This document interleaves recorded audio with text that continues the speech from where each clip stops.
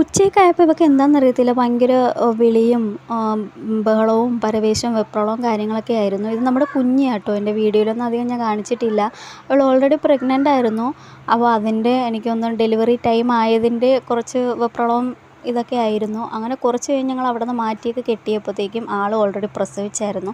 അപ്പോൾ ആദ്യത്തെ ഒരു ആൺകുട്ടിയായിരുന്നു കേട്ടോ. അപ്പോൾ നമ്മൾ ആദ്യമായിട്ടാണ് ഞങ്ങളുടെ വീട്ടിൽ ഇങ്ങനൊരു പട്ടിയൊക്കെ ഇങ്ങനെ പ്രസവിക്കുന്നത്.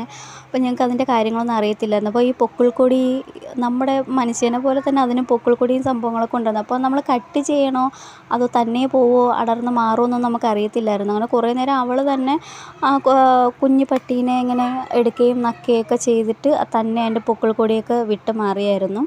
അങ്ങനെ ഒന്നാമത് പ്രസവിച്ചു, രണ്ടാമത് പ്രസവിച്ചു, അങ്ങനെ 5 എണ്ണം പ്രസവിച്ചു. 3 ആണും 2 കുഞ്ഞ് പെണ്ണായിരുന്നു കേട്ടോ. അപ്പോൾ കുഞ്ഞു വീഡിയോ ആയിരുന്നു. എൻ്റെ വീഡിയോ ആദ്യമായിട്ട് കാണുന്നവർ ചാനലൊന്ന് സബ്സ്ക്രൈബ് ചെയ്ത് സപ്പോർട്ട് ചെയ്യുക.